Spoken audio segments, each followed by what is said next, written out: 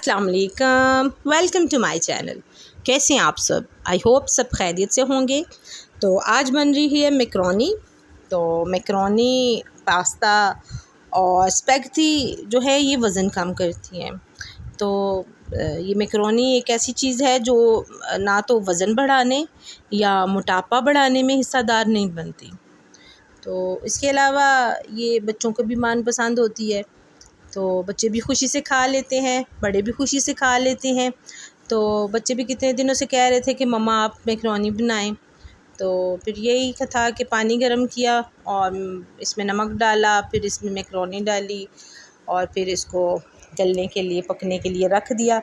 तो फिर जब ये नरम हो जाती है तो फिर इसको स्टेन कर लेते हैं। फिर वही इसका पूरा जैसे सब बनाते हैं कि लहसुन और अदरक का जो पेस्ट होता है तो वो इसमें जाता है। तो मैंने क्या किया था कि मैंने लहसुन अदरक के पेस्ट के बजाय मेरे पास एक छोटा चापर था, तो मैंने छोटे चापर में डाल के उसको अदरक और लहसुन को तो मैंने उसको हल्का सा चॉप कर लिया था।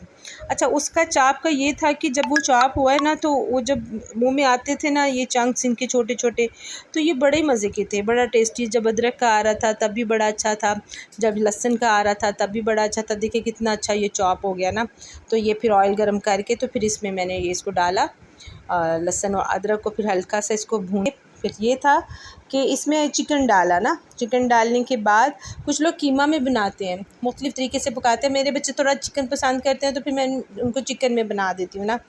तो ये था कि इनको थोड़ा सा भून लिया, फिर इसके अंदर सोया सॉस और चिली सॉस डाल के तो फिर हल्का सा भून लिया, हल्का सा नमक भी डाल लिया कि इसका थोड़ा टेस्ट अच्छा हो जाए, क्योंकि नमक भी जो है वो टेस्ट बड़ा आला होता है, उसके बाद बगैर टेस्ट नहीं अच्छा होता ना।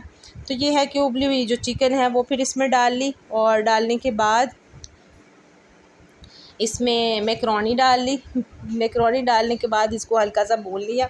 भूनने के बाद ये था कि इसमें सोया सॉस, चिली सॉस और ब्लैक पेपर, चिली फ्लेक्स डाल के तो फिर इसको हल्के से दम मिक्स करके ना हल्के से दम पे रख दिया।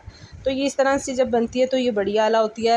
मतलब ये टिफ़िन में भी चल जाती है, बच्चों के स्कूल भी ले जाते हैं बच्चे, घर में भी जब हो तो ये हल्का फुल्का ऐसा है खाना जो गर्मी में भी अच्छा लगता है ना।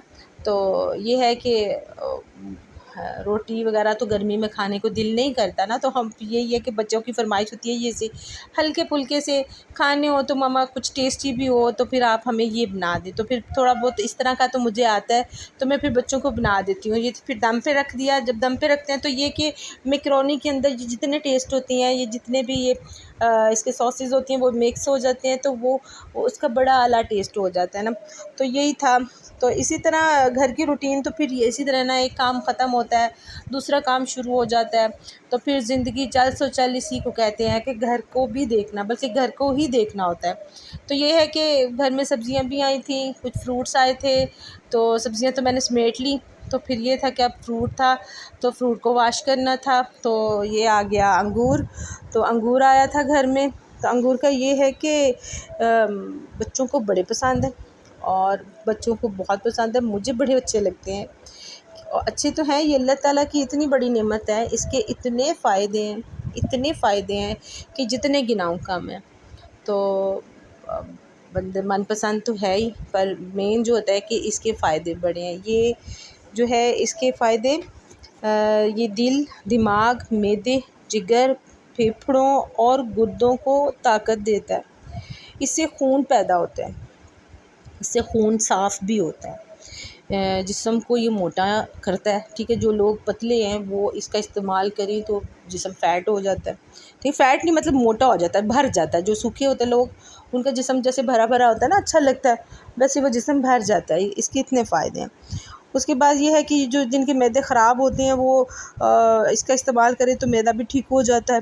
अंगूर कैसे, अंगूर का जो नाश्ता है ना, अगर हम इससे नाश्ता करते हैं ना तो ये होता है कि जिन लोगों को गैस का प्रॉब्लम है ना, गैस का मसला है, वो इससे हल हो जाता है।